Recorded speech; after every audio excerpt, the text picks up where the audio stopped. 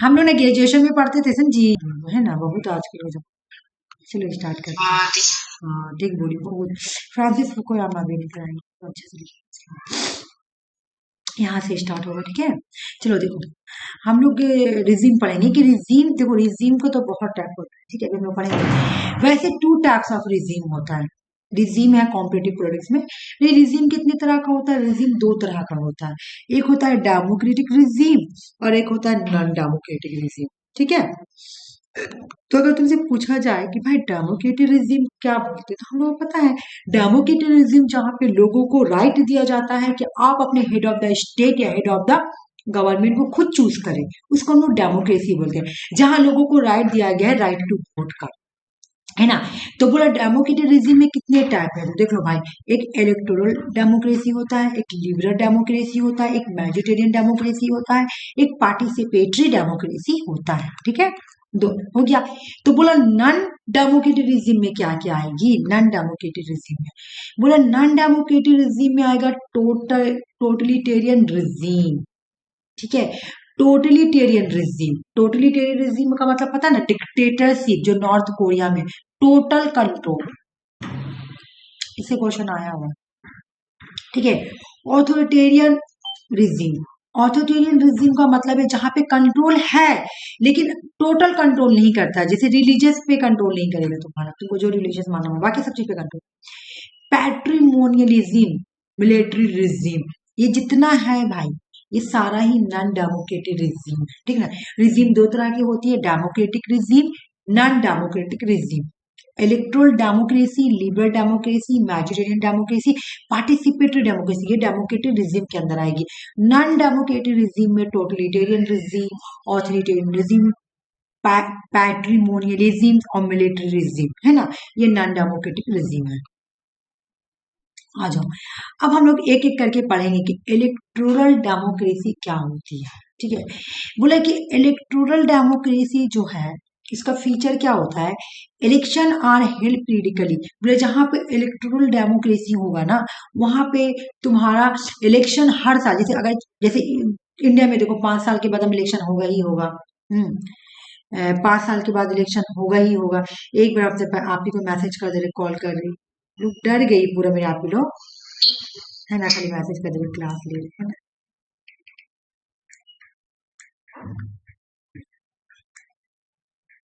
हम सुबह से पता है खाली किसी न किसी से बात ही की है, कुछ नहीं की है, खाली बात कर रहे हैं कि मेरा टाइम पास हो जाए, ठीक है। तो बोला इलेक्शन आर, बोला जहां पे पीरियडिकली इलेक्शन होगा, तो देख लो भाई, अमेरिका में भी 4 साल, हर 4 साल पे इलेक्शन हो रहा है ना, तो उसको बोलते हैं हम लोग पीरियडिकली, पीरियडिक, जहाँ पे पीरियडिकली मतलब एक पीरियड मान दिया जाता है कि हर 4 साल पे हो या हर 5 साल पे। इंडिया में तुम देखोगी हर 5 साल पे इलेक्शन होता है, यूएस में हर 4 साल पे इलेक्शन होता है।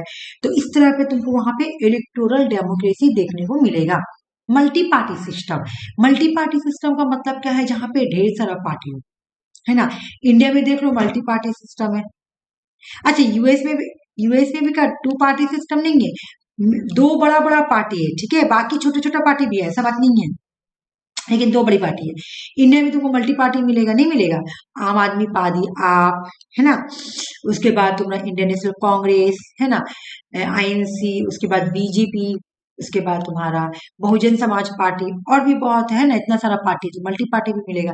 तो बोले जहां पे इलेक्टोरल डेमोक्रेसी होगी वहां पे आपको मल्टी पार्टी मिलेगा। कंपटीशन बेस पे इलेक्शन होगा, ऐसा नहीं कि बस 2 ही लोगों पे कंपटीशन होगा, 2 लोगों के, अगर 2 भी है तो कंपटीशन होगा दोनों के बीच में, है ना। फ्री फेयर इलेक्शन होगी, अडल्ट फ्रांच के बेस पे होगी। अडल्ट फ्रांच मतलब क्या कि एक एज बांध दिया जाएगा, जैसे इंडिया में क्या है कि 18 ईयर के एज पर ही आप वोट देंगे, 18 ईयर हो गया, वोट देने का राइट टू वोट आपको मिल गया, है ना। Election is a mandatory, election mandatory है, इक्वल पार्टिसिपेशन बनेगा, चाहे जो भी जात पात कास्ट कुछ भी हो भाई, तुमको तो वोट हर हाल में देना ही है, इक्वल पार्टिसिपेशन करना होगा। खाली वोट में नहीं, हर चीज में इक्वल पार्टिसिपेशन करना होगा। एसआईआर भी बना, देखो सभी को आना पड़ा, चाहे अमीर हो गरीब हो जो भी हो, है ना। तो हर जगह कोई भी काम होगा तो इक्वल पार्टिसिपेशन होगा, ठीक है। लक्ष्मी या लग रहा है हमको, हाँ सुषमा, हाँ हेलो सुषमा, आवाज आ रही है मेरी? हाँ वही लिबरल डेमोक्रेसी, रिजीम पढ़ा रहे कि रिजीम का 2 टाइप है। एक टाइप तो हम पढ़ा दिए इलेक्टोरल डेमोक्रेसी, और दूसरा टाइप का नाम है लिबरल डेमोक्रेसी। ठीक है,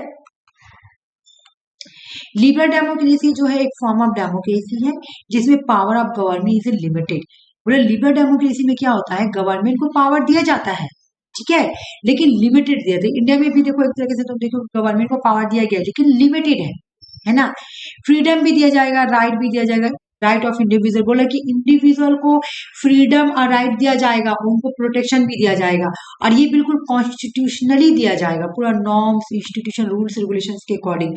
liberal democracy emerge from the enlightenment idea of natural rights, social contract, separation of power and like John Locke. मतलब लिबरल डेमोक्रेसी आया कहाँ से, अगर तुम देखोगे कहाँ से इमर्ज हुआ, तो ये इनलाइटमेंट के आइडिया से आया। जैसे जब तुम्हारा नेचुरल राइट्स आया, तो नेचुरल राइट्स कहाँ से आया था, तुम्हारा जॉन लॉक है ना, जॉन लॉक ने लाया था, एलएलपी लाइट, उन्होंने ही बोला था नेचुरल राइट्स के बारे में। तो बोला कि उस वहां से तुम्हारा लिबरल डेमोक्रेसी आया, जब सोशल कॉन्ट्रैक्ट बना वहां से आया, जब सेपरेशन ऑफ पावर का कॉन्सेप्ट आया वहां से लिबरल डेमोक्रेसी आया है। ठीक है, लिबरल डेमोक्रेसी का भी फीचर क्या है भाई, मैं एक बार दिखा देती हूँ। फ्री एंड फेयर इलेक्शन होगा, चेक एंड बैलेंस होगा, सिविल लिबर्टी, मतलब जो भी सिविल लिबर्टी, मतलब सिविल लिबर्टी को प्रोटेक्शन दिया जाएगा, मतलब लोगों के जो लिबर्टी है उसको प्रोटेक्शन दिया जाएगा, माइनॉरिटी के राइट को प्रोटेक्शन दिया जाएगा। Concept of the limited government is centre of the liberal democracy. बोला यहाँ पे पावर तो गवर्नमेंट को दिया जाएगा लेकिन इन पे लिमिटेशन भी लगाया जाएगा। इंडिया में भी लिमिटेशन है, जुडिकल रिव्यू करके लिमिटेशन लगा सकते हैं। वेयर पॉलिटिकल पार्टी, जहां पे पॉलिटिकल पार्टीज कंपीट भी करते हैं। देखो भाई अभी हम लोग इलेक्टोरल डेमोक्रेसी पढ़े और ये बिल्कुल सेम ही है एक तरीके से। The principle of popular sovereignty, यहाँ पे पॉपुलर सॉवरेनिटी होगी, इंडिविजुअल के civil rights, secularism, rule of law, इन सबको प्रोटेक्शन दिया जाएगा। ठीक है ना, दो पढ़े, दोनों का हमको फीचर ऑलमोस्ट सेम लगा। ठीक है, यहाँ पर भी पढ़े तो हाइपोथेटिकली इलेक्शन होगा, मल्टी पार्टी होगा, कंपटीशन बेस पे इलेक्शन होगा, फ्री फेयर इलेक्शन होगा, अडल्ट फ्रांचाइज के बेस पे होगा, मैंडेटरी इलेक्शन होगा, इक्वल पार्टिसिपेशन। यहाँ पे वही बोला फ्री फेयर इलेक्शन होगा, चिकन बैलेंस होगा, लोगों के राइट एंड लिबर्टी को, सिविल राइट एंड लिबर्टी को प्रोटेक्शन दिया जाएगा, ये सब है ना। फिर मैजोरिटेरियन डेमोक्रेसी में क्या बोला हम देख ले रहे। मैजोरिटेरियन डेमोक्रेसी भी एक फॉर्म ऑफ डेमोक्रेसी है जो कि मेजोरिटी रूल पे होगा, ये डिफरेंट इन दोनों से। ठीक है, खट खट खट खट आवाज आती रहता है। बोला कि मैजोरिटेरियन डेमोक्रेसी भी एक डेमोक्रेसी का फॉर्म है, लेकिन यहाँ पे मेजोरिटी रूल के बेस पे, मतलब ऐसे इलेक्शन के बेस, यहाँ मेजोरिटी रूल के बेस पे ही किसी को अपॉइंट किया जाएगा। ठीक है, जैसे मान लो कि किसी को ये गवर्नमेंट चूज करना है, तो जब 60% मिलेगा तभी हम चूज करेंगे। बोला कि decision are made based on most people want, ज्यादा से ज्यादा लोग क्या चाहते हैं, वेदर इलेक्शन, रिफरेंडम। बोले यहाँ पे इलेक्शन मेजोरिटी रूल के जरिए जब हमको चूज करना तो हम इलेक्शन भी करवा सकते हैं, कि इलेक्शन में भी पता चल जाता है कौन मेजोरिटी है, रिफरेंडम भी करवा सकते हैं लेजिस्लेटिव प्रोसेस के थ्रू। बोला कि इलेक्टोरल सिस्टम अक्सर बोल रहा है कि यहाँ ये यूटिलाइज होता है क्योंकि यहाँ पे सिंपल मेजोरिटी वोट सिस्टम होता है। मतलब जैसे ही पता चला हाँ भाई 60% ये लोग सपोर्ट कर रहे, समझ में आ गया कि 40% लोग सपोर्ट नहीं करें, हमको ये गवर्नमेंट चूज करना है। ठीक है, candidate option with the most vote win, जो कैंडिडेट ज्यादा से ज्यादा वोट जीतता है, 50% से ज्यादा जीत जाएगा, मतलब जीत जाएगा, उसको ही क्या किया जाता है, इलेक्ट किया जाता है। लेकिन यहाँ पे क्या होता है, देखो ये क्वेश्चन एग्जाम में आता है कि जहां पे मैजोरिटेरियन डेमोक्रेसी होता है उसका एक डिसएडवांटेज ये है,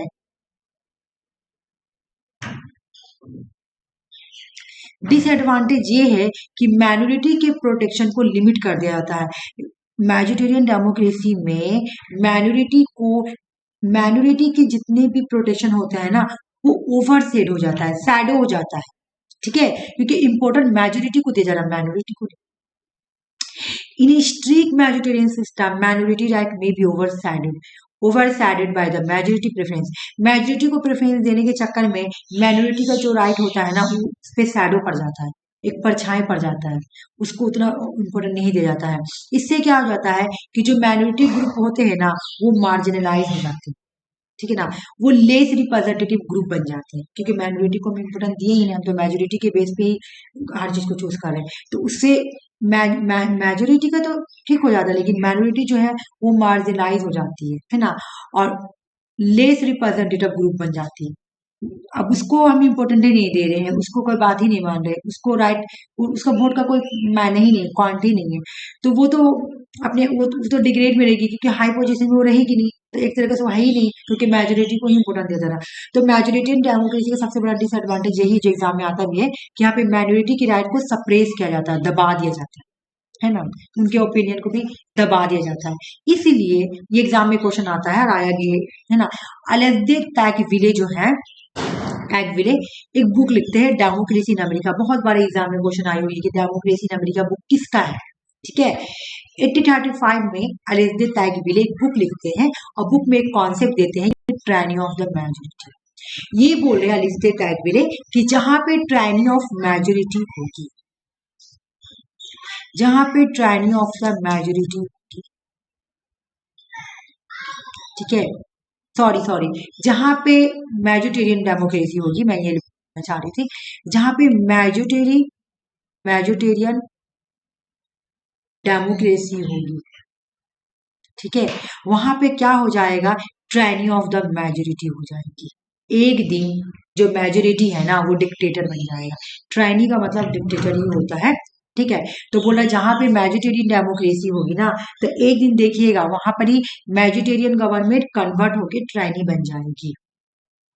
उन्होंने ऑब्जर्व किया था कि माइनॉरिटी का जो opinion could be become so powerful that might suppress minority view individual rights, individual के राइट्स और माइनॉरिटी के व्यू को सप्रेस करने से मेजोरिटी जो है ना, मेजोरिटी जो लोग रहेंगे ना वो डिक्टेटर बन जाएंगे।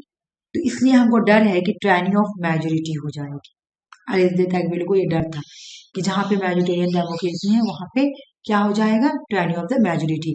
अब एक मेरी बात सुनो, अब जब ये अलेक्जेंडर टैगविले दिया ना तो ये डर मिल को भी हुआ।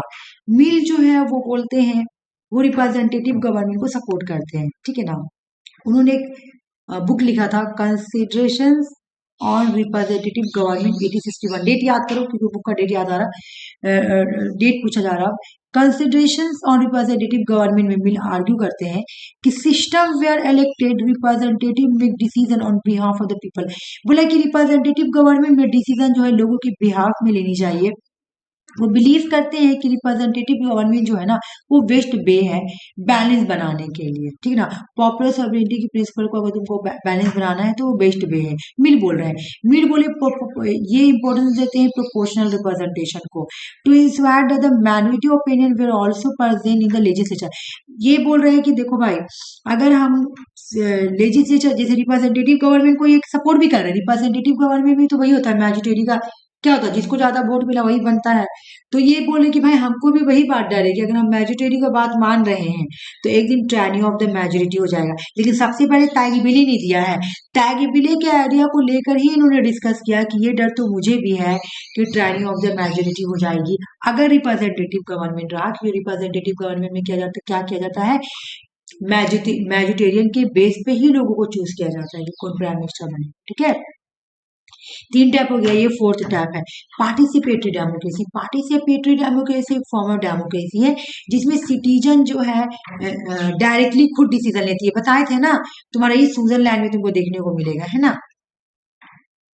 स्विट्जरलैंड में तुमको डायरेक्ट डेमोक्रेसी मिलेगा जिसको पार्टिसिपेटरी डेमोक्रेसी बोलते हैं।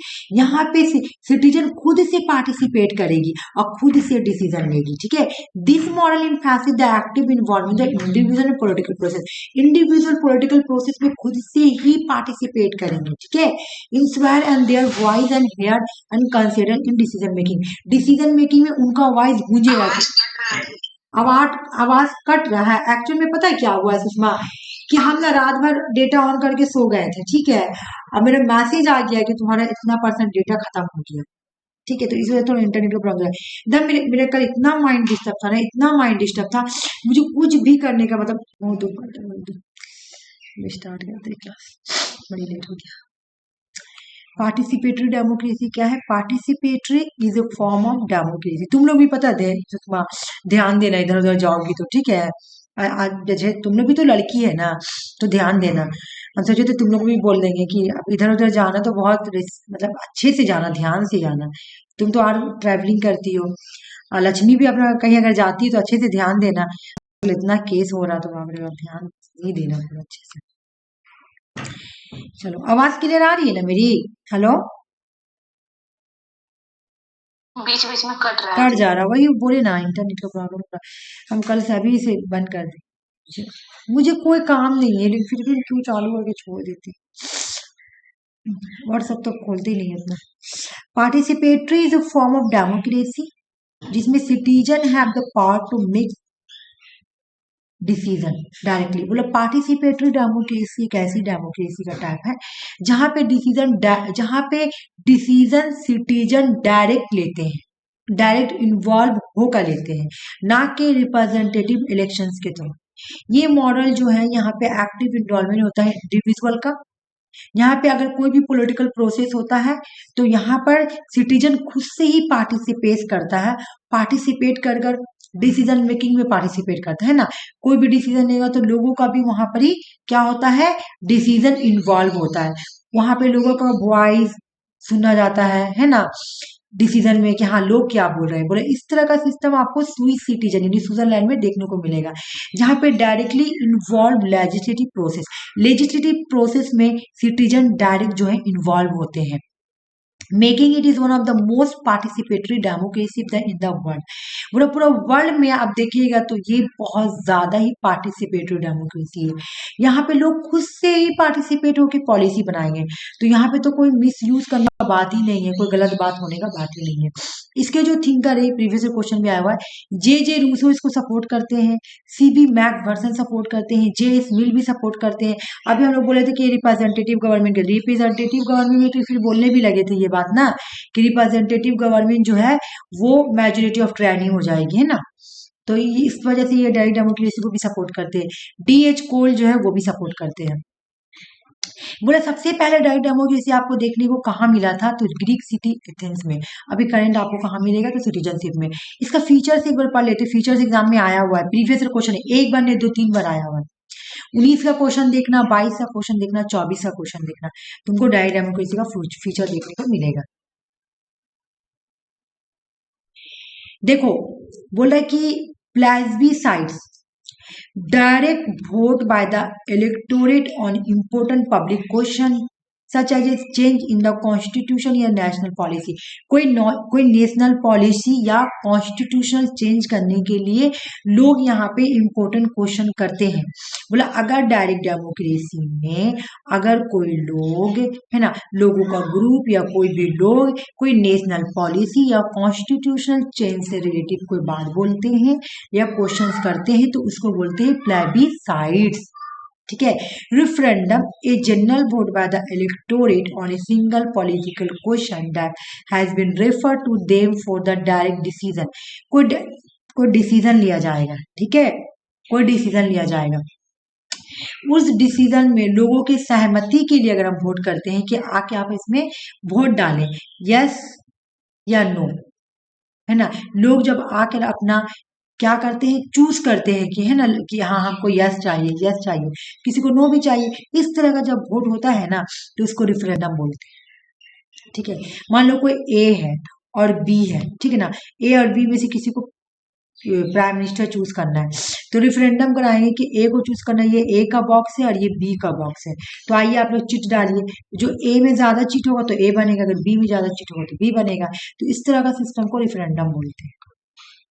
Initiatives, a process that allows citizen to propose new law amendment to constitution। एक अगर डायरेक्ट डेमोक्रेसी में लोगों का ग्रुप या कोई लोग आकर बोले कि हमको अमेंड करना है कॉन्स्टिट्यूशन में या कोई नया लॉ लाना है सिटीजन के लिए, तो इस तरह का अगर कोई बात इनिशिएटिव स्टार्ट होता है तो इसको बोलते हैं initiative. If enough support is gathered the proposal is to be vote. ये इतना कोई मायने नहीं रखते, यही समझ लो कि जब कोई नया लॉ पेश किया जा रहा है सिटीजन के लिए या कॉन्स्टिट्यूशन में अमेंड किया जा रहा है तो उसको हम लोग बोलते हैं इनिशिएटिव। रिकॉल क्या है, एक प्रोसीजर है that allow citizen to remove replace public office. अगर किसी पब्लिक ऑफिस को रिप्लेस करना है, चेंज करना, हटाना है, उनके ऑफिस का टर्म खत्म हो गया है ना, नहीं, उनके ऑफिस के टर्म खत्म होने से पहले अगर किसी पब्लिक ऑफिसर को हटाना है, उसको हटाने के लिए जब सिटीजन को बुलाया जाता है तो इसको बोलेंगे रिकॉल। समझना, यहाँ पे कोई क्वेश्चन करने के राघव चड्ढा इस पर एक बात उठाए थे। क्या हुआ? वो राघव चड्ढा है ना, हाँ रिकॉल पर लेके एक बात उठाए। क्या? वही एमपी लोग को हटाने के लिए रिकॉल होना चाहिए। हाँ सही बोली। हाँ, हम ही देखे थे राघव चड्ढा को। तो जब हटाने के लिए बुलाया जा रहा, तो यहाँ पे तो वो लोग खाली एमपी मतलब पार्लियामेंट में ना वही बात हुआ, यहाँ पे तुम्हारा लोगों के बीच में बुलाया जाएगा कि आए सब सिटीजन पार्टिसिपेट करे, हम लोग इस ऑफिसर को हटा रहे। इस तरह से लोगों को रिकॉल किया जाएगा, सिटीजन को अलाउ किया जाएगा कि आइए आप रिप्लेस करेंगे पब्लिक ऑफिसर को, तब उसको रिकॉल बोलेंगे। ठीक है, क्योंकि बुलाया जा रहा सिटीजन को। ठीक है, रेफरेंडम के लिए बुलाया जाएगा तो रेफरेंडम, इनिशिएटिव के लिए बुलाया जाएगा कि कोई न्यू लॉ बन रहा, कोई अमेंडमेंट चेंज हो रहा, आइए आप लोग, है ना, पार्टिसिपेट कीजिए, तो इनिशिएटिव। जब रिकॉल करेंगे क्योंकि ऑफिसर को हटा रहे, तो आइए तो हो गया रिकॉल। लैंडसमेंट्स, ये भी क्या है? Landsgemeinde direct democracy. Direct democracy का फीचर हम लोग क्या क्या पढ़े, बहुत इंपॉर्टेंट है। Plebiscite, referendum, initiative, recall and Landsgemeinde. एक बार मुझे बताओ तो कौन कौन सा है, मैं यहाँ पे लिखूं।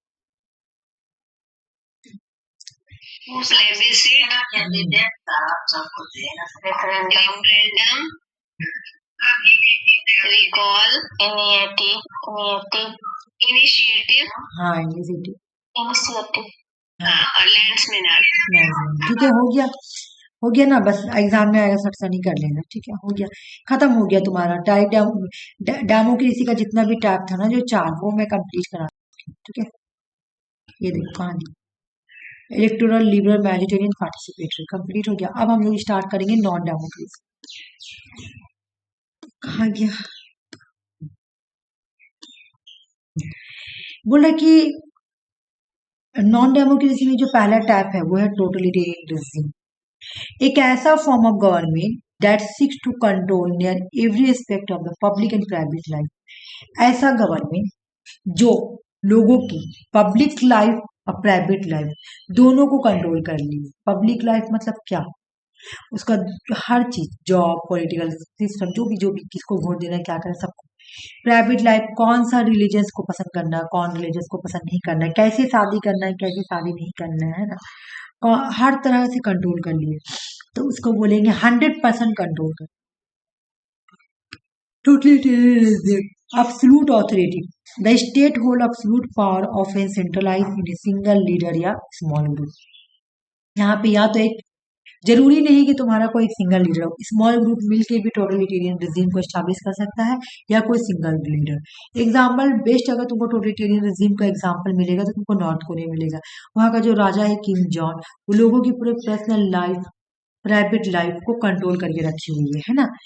सपरेशन ऑफ ऑपोजिशन, जहां पे टोटलिटेरियन रिजीम होगी वहां पे अगर ऑपोजिशन आएगा उसको वो सप्रेस कर देगा, खत्म कर देगा, कभी भी वो टॉलरेट नहीं करेगा अपने ऑपोजिशन को। Opposition parties and dissenting voice, उसके अगेंस्ट अगर कोई बोलेगा उसको भी खत्म कर देगा। हर जगह सर्विलेंस लगा रहता है, कोई मेरे अगेंस्ट कुछ कर तो नहीं रहा। सपरेशन ऑफ ऑपोजिशन अभी बताया नहीं, बोला एक ही है। Propaganda and censorship, this regime, ये रिजीम क्या करती है? प्रोपेगेंडा चलाती है कंट्रोल करने के लिए, नैरेटिव्स, मेंटेन इट्स पावर, अपने पावर को मेंटेन करने के लिए मीडिया में, एजुकेशन के थ्रू, पब्लिक डिस्कोर्स के थ्रू, हर जगह टाइटली कंट्रोल कर लेगी। हर जगह क्या बोलेगी कि मेरा ही गुण गाए, मेरा ही स्टोरी सुनाए, मेरा ही ये करे। हर जगह सर्विलेंस लगा रहेगा। सर्विलेंस का मतलब हर जगह सीसीटीवी लगा रहेगा कि अगर तुम कुछ कर भी रही हो ना, तुम रोड पे चल रही हो, ठीक है ना, वहां पे ऐसा सिस्टम स्ट्रांग होता है ना कि अगर किसी का 50 रुपए भी गिरा तो वो भुलाएगा नहीं। वहां पे चोरी नहीं होता है, हर जगह सीसीटीवी लगा हुआ है ना, हर जगह सीसीटीवी लगा हुआ है। तो वो खुद से जाके ही, किसी का सामान अगर गिरा हुआ है तो खुद से जाकर देना पड़ेगा। हम सुने थे कि मेरे भाईजान के एक दोस्त है जो कि रहते हैं दुबई में, तो दुबई में भी हर जगह सर्विलेंस लगा हुआ है। तो उसका कहानी सुना रही, क्या हुआ कि जैसे अगर एक गाड़ी दो गाड़ी एक्सीडेंट हो गया तो तुमको खुद से जाके वहां पे कोई तुमको ट्रैफिक पुलिस वगैरह नहीं मिलेगी, कुछ भी नहीं, कुछ भी नहीं मिलेगी। वो बता रहे थे, तो बोले कि मेरे से एक आदमी का गाड़ी ठुका गया, मतलब टक्कर मार दिए, ये जाके खुद पे खुद जाके बोले हमको जाके जमा करना, अगर ये पैसा जमा नहीं करते तो घर पे पुलिस आ जाती। क्योंकि वो सीसीटीवी में आ जाता है, वो लोग सीसीटीवी में बैठ के सर्वेलेंस करता है। उसी तरह जहाँ पे टोटलिटेरियन रिजीम रहता है ना, वो हर जगह सीसीटीवी लगाते हैं, सर्वेलेंस, सीक्रेट पुलिस रखेगा, क्यों? मॉनिटर करने के लिए। देखो तो कोई मेरे अगेंस्ट कोई खड़ा तो नहीं हो गया है, कोई मेरे अगेंस्ट कोई पॉलिसी तो नहीं बना रहा, कोई मेरे अगेंस्ट साजिश तो नहीं कर रहा है। अगर है तो सप्रेस कर दो। अच्छा, जहाँ पे टोटलिटेरियन रिजीम होगी वहां पे तुमको आइडियोलॉजिकल कंट्रोल मिलेगा। एक specific promote the specific ideology permits all aspect of the life including education, culture, personal, हर चीज को कंट्रोल कर लेगी। और अपने बोलेगा मेरे आइडियोलॉजी को मानो। उनका आइडियोलॉजी क्या है? वहां नॉर्थ कोरिया का आइडियोलॉजी जो होगा मानेगा, ठीक है। वहां पे तुम दूसरा धर्म को नहीं मान सकती हो, ठीक है। जो धर्म किम जोंग का सबको मानना पड़ेगा। Cult of personality of in charismatic leader, बोला कि यहाँ पे लोगों को लोग ना लीडर को क्रिज्मा समझेंगे कि मेरे लीडर ही सब कुछ है, जो कर रहा है मेरे लिए ग्लोरीफाई समझेंगे, है ना। ऐसा लगेगा कोई क्या बता दम, सोचेगा बाप रे बाप कोई महान इंसान उधर के आ गया। लोगों के दिल में अपने राजा के लिए, अपने किंग के लिए बहुत प्यार रहेगा। बोले कि टोटलिटेरियन रिजीम आपको नाजी गवर्नमेंट में भी देखने को मिला था, हिटलर में, और डॉल्फ हिटलर, ये भी टोटलिटेरियन रिजीम। सोवियत यूनियन में जो जोसेफ स्टालिन था, ये भी टोटलिटेरियन गवर्नमेंट था। नॉर्थ कोरिया में भी किम जोंग है, ये भी क्या है, टोटलिटेरियन रिजीम। स्टालिन तो इतना खतरनाक था, एक बार गया देखने के लिए मूवी, किसी को बताया नहीं कि हम यहाँ राजा है, जो भी प्रेसिडेंट है। और मूवी में क्या है कि सबसे पहले जो राजा वहां का है, जैसे स्टालिन का फोटो आएगा, तो जब स्टालिन का फोटो आएगा तो सबको उठ करना था। तो स्टालिन का फोटो आया तो सारे लोग उठ गए, एक लोग नहीं उठे। स्टालिन घर पे गया, बोले जाओ लोग उस लोगों को लेके आओ। जब लेकर आया तो उसको मार दिया। तो कहने का मतलब ये बात कितना सच है, कितना पढ़े थे आर्टिकल में, तो ये बात बता रहे।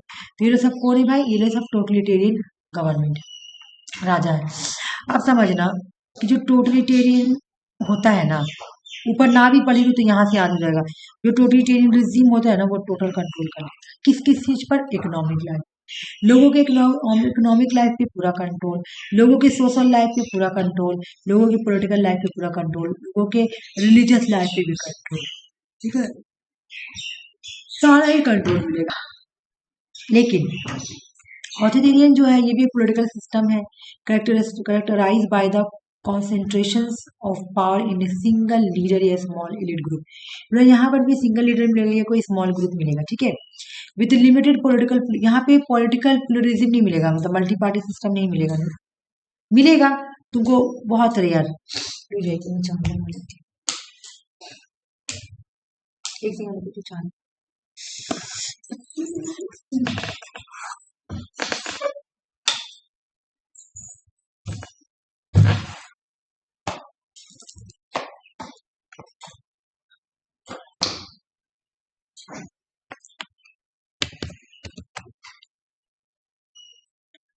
ठीक है ना, ठीक है। हाँ, तो मैं क्या बोल रही हूँ कि ऑथोरिटेरियन रिजिम में क्या होता है कि यहाँ पर भी वही बात होगा, एक लीडर हो सकता है या फिर कोई सिंगल ग्रुप गवर्नमेंट करेगी। यहाँ पे पॉलिटिकल पार्टी तुमको ज्यादा देखने को नहीं मिलेगा, ठीक है। यहाँ पे पॉलिटिकल फ्रीडम वगैरह भी नहीं दिया जाता है। लेकिन देखो और देखते क्या क्या बोल रहे कि यहाँ पे कंट्रोल होगा, लेकिन 50%। आज मैं बताती हूँ। Central power authority, authority is concentrated in hand of the single leader या स्मॉल ग्रुप। मतलब ऑथोरिटी जो है ना, वो किसी सिंगल लीडर के पास या कोई स्मॉल ग्रुप के पास होगी पावर, ठीक है ना। और इन जो चाहे लीडर पे हो चाहे कोई ग्रुप के पास हो, हम लोग चेक एंड बैलेंस नहीं कर सकते, ठीक है। Limited political freedom, citizen have restricted political rights, civil right, liberties such as the freedom of speech and assembly and press. लोगों को ये सब नहीं दिया जाएगा, ना प्रेस का फ्री, ना असेंबली का फ्री, मतलब ना आप असेंबली बना सकते हैं, ना फ्रीडम स्पीच हो सकते हैं। कंट्रोल ओवर सोसाइटी, सोसाइटी के ऊपर control. The regime of in use propaganda, censorship, surveillance, भी सर्वेलेंस यूज करेगा और कंट्रोल करती है, सप्रेस करती है, डिसेंट। मेरी बात सुनो, हम तुम लोगों को बताए थे कि चाइना में क्या होता है। चाइना में तुम्हारा कोई भी सोशल मीडिया ऐप नहीं है। तुम लोग देखना, आता है बहुत रील्स वगैरह में फोटो, लगेगा चाइना के लोगों ने, वो साउथ कोरिया के रहते हैं, नॉर्थ कोरिया का भी नहीं रहते, साउथ कोरिया का नहीं, ठीक है। तो चाइना में चल जाओ या नॉर्थ कोरिया में चल जाओ, तुमको फेसबुक वगैरह नहीं, लोग अभी भी इन सब चीजों से चलाते हैं अपने लोग अपने कंट्री के अंदर। Limited right to the people, लोगों को लिमिट राइट दिया गया। बोला ऑथोरिटेरियन जो रिजीम होता है ना, ऑथोरिटेरियन रिजीम में कंट्रोल 50% होता है, पॉलिटिकल लाइफ पर और इकोनॉमिक लाइफ पे कंट्रोल गवर्नमेंट का। ठीक है, खत्म हो गया तुम्हारा दूसरा टाइप। तीसरा, मैक्स वेबर जो है बुक लिखते हैं इकोनॉमिक एंड सोसाइटी 1920 में, आया हुआ क्वेश्चन है। इकोनॉमिक एंड सोसाइटी 1920 बुक लिखा गया था, और इस बुक में इन्होंने एक कॉन्सेप्ट दिया था पैट्रिमोनियलिज्म, जिसमें authority rest on the personal या bureaucratic power exercise by the royal house hold. बोला कि पैट्रिमोनियलिज्म में क्या होता है, पावर किसी ब्यूरोक्रेट ऑफिसर या कोई रॉयल लोगों के पास होगी। ठीक है, ब्यूरोक्रेट जहां पे देखो, चाहे मिलिट्री रूल करे चाहे पैट्रिमोनियलिज्म हो, ये अच्छा नहीं है। मिलिट्री जो होता है वो लोग पढ़ा लिखा होता है, बहुत दिमागी होता है, या ब्यूरोक्रेट ऑफिसर जो होता है वो लोग पढ़ा लिखा होता है ना, इन लोगों अपने दिमाग से काम चलेगा। तो ब्यूरोक्रेट्स के अंदर मिलिट्री भी आ जाएगा। ठीक है, तो बोला कि ये लोग क्या करेगा, कंट्रोल करके रखेगा इनकी लाइफ को। बोला कि यहाँ पे क्या होता है, 3 टाइप से ऑथोरिटी बढ़ता है, एक तो traditional authority, charismatic authority, legal authority. ये बोलते हैं मैक्स वेबर कि ऑथोरिटी को 3 तरह से बांटा जाता है। ठीक है, जो ये पार्टिमिनिज्म का कॉन्सेप्ट है ना, इसको 3 तरह से, एक तो ट्रेडिशनल अथॉरिटी, कि अगर उसके घर में कोई है ट्रेडिशनली, मान लो कि पंडित का बेटा पंडित, हाफिज जी का बेटा हाफिज जी, इस तरह से एक हेरिडिटी सिस्टम चल रहा है, तो हो गया traditional authority.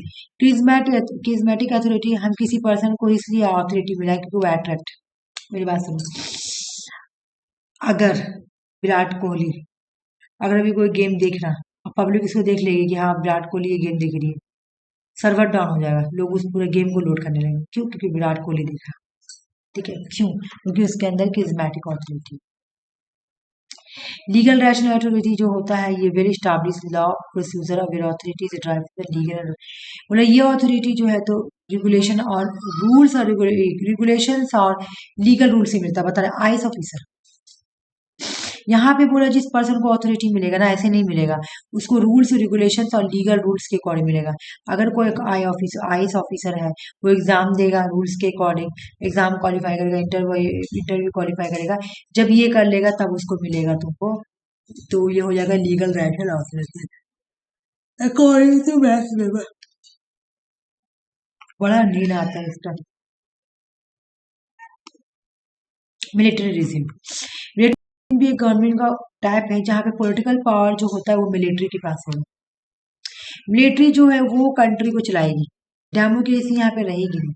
Military regime has a several distance feature that set it apart from other form of the government. Here कुछ यहाँ पे कुछ फीचर देख लेते हैं। Imposition of military law, military regime often suspend existing constitution impose there on them.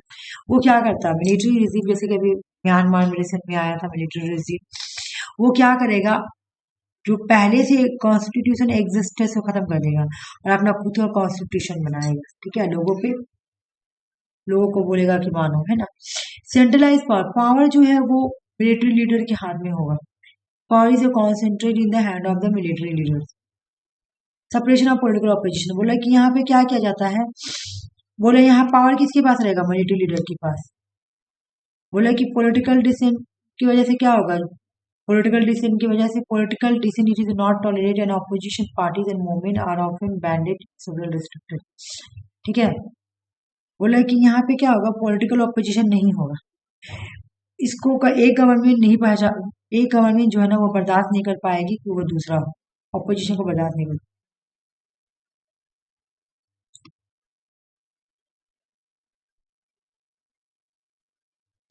Example है जैसे Myanmar 2021 में, Pakistan has been several military regime, Pakistan में कितनी बार मिलिट्री रिजीम आई है ना। 2 जो लीडर जिसमें जो खास है क्या है, एक जनरल अयूब खान, यहाँ भी मिलिट्री दौरा आया था, और जनरल परवेज मुशर्रफ, यहाँ पर भी तुम्हारा क्या आया था, मिलिट्री ऑर्डर। ठीक है, मैं थोड़ा पानी पीकर आती हूँ, तो स्टार्ट कर, एक सेकंड में आती हूँ। आज पता है यहाँ पे मेरे घर जितेंद्र तिवारी आए थे। किस लिए आया था वोट? सब जगह जा रहा है। अरे अभी ये है ना तुम्हारा वोट है ना।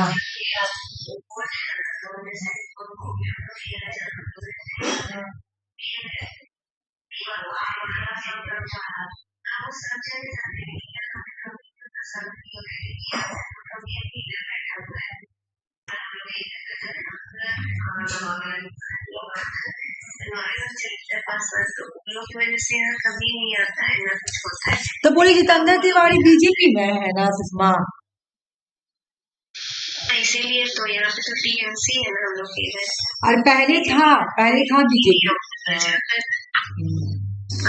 तो वही सबके लिए वो आए थे। तो बंगाल में भी आएगा तो वैसे ही करेंगे। उसका तो लगता है बंगाल सपना है।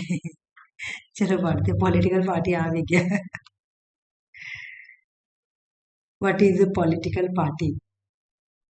A political party can be defined as an organized group of people. बोला कि पॉलिटिकल पार्टी लोगों का एक ऑर्गेनाइज ग्रुप होता है ना। एक ऑर्गेनाइज ग्रुप होता है, लोगों का एक ऑर्गेनाइज ग्रुप, वो ऑर्गेनाइज होता है। ऐसे रैंडमली कोई भी ग्रुप बना लिया तो पॉलिटिकल पार्टी थोड़ी बन जाएगा, वो ऑर्गेनाइज होती है। जो कि जितने भी ग्रुप के मेंबर हैं कॉमन पॉलिटिकल आइडिया को ही मानेंगे, ठीक ना। Strive for specific common objective, उनका जो ऑब्जेक्टिव होगा वो कॉमन ही। This groups work together to influence government policy decision making by gaining exercising political power through democratic constitutional means।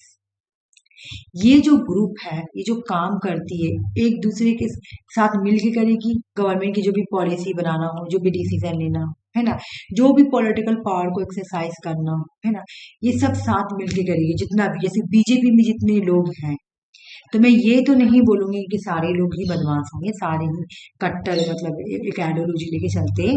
कुछ लोग ऐसे भी है जो आइडियोलॉजी लेके नहीं चलते, लेकिन बोला था ना कि बीजेपी की आइडियोलॉजी तो मानना पड़ेगा क्योंकि हम पॉलिटिक्स में है।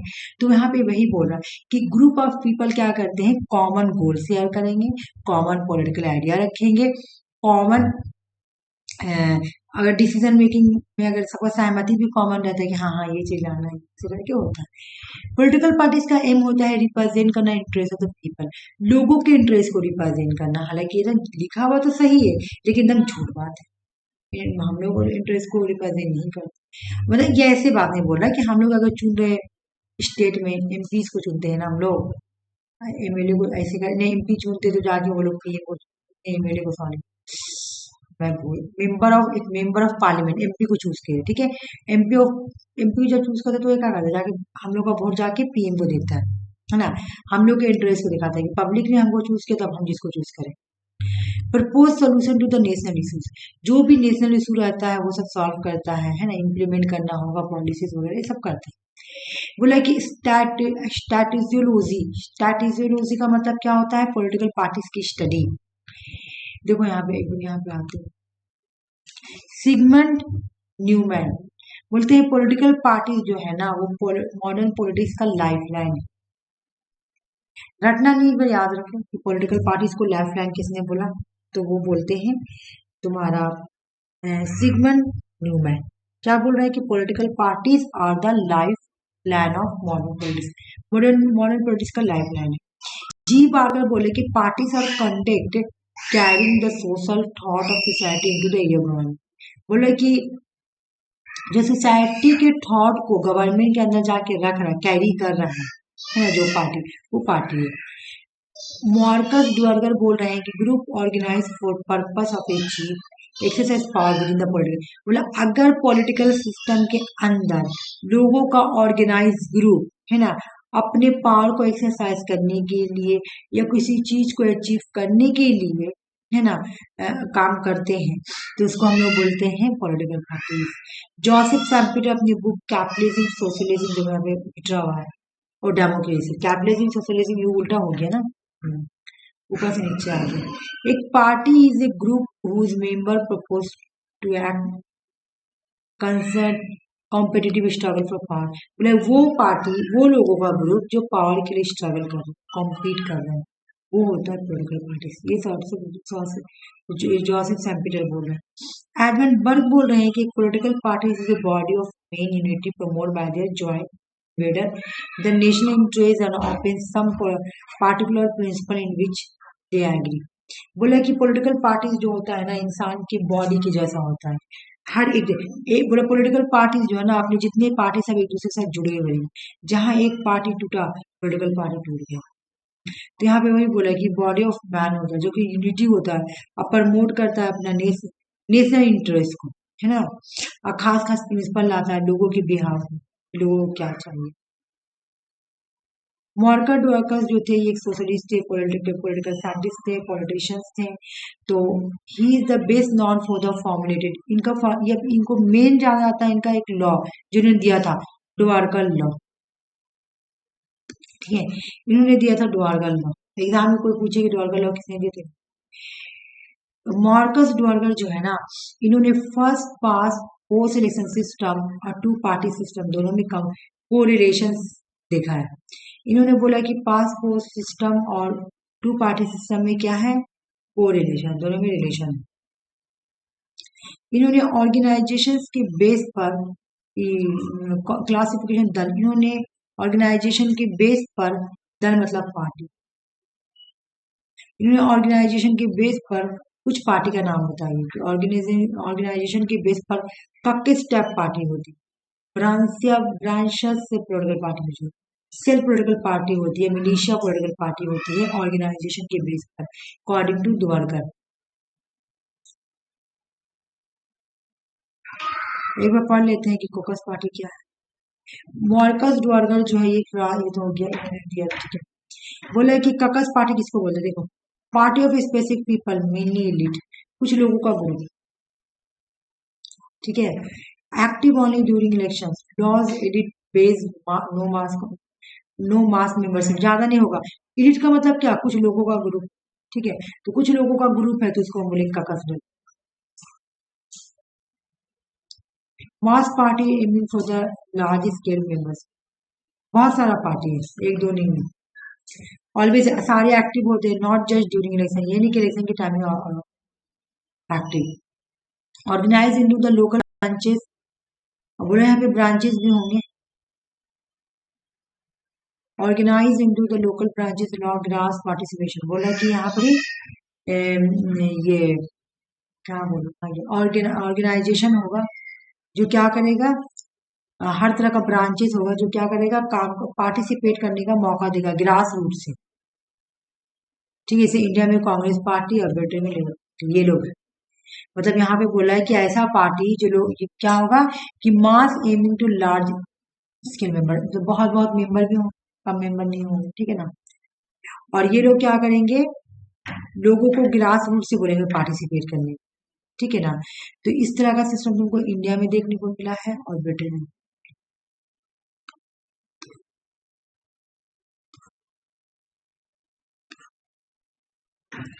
सेल पार्टी होता है हाईली डिसिप्लिन, आइडियोलॉजी पार्टी होगा। Unity party work the member the strong support worker and form. Organising small cell and central control. Communication party, CBT में हो जाना। बोला कि ऐसी पार्टी जो आइडियोलॉजी रखती है, ठीक है ना, और यूनाइट होकर काम करती है, लेकिन वर्कर और मेंबर जो है strong support for the worker form. बोला कि यहाँ पर क्या होता है सेल पार्टी में कि एक आइडियोलॉजी होगी, ये हाईली डिसिप्लिन होती है, ठीक है। ऑर्गेनाइज यहाँ पे छोटा होगा या कोई सेंट्रल कंट्रोल करेगा इसको। बोले एग्जाम सेल पार्टी के एग्जाम्पल तुमको सीबीटी में जाना देखने को मिल जाएगा। मिलिशिया पार्टी जो है यहाँ पे प्राइवेट आर्मी होगी, मिलिशिया मेंबर इंडोन्ड untrained along military line, member को जो भी ट्रेनिंग में दिया जाएगा वो मिलिट्री की तरफ से दिया जाएगा।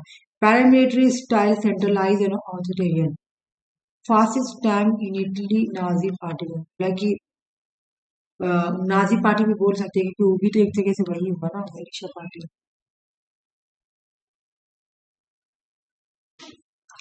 बहुत बड़ा मैं पेपर वन स्टार्ट कर दे रही हूँ, ठीक है।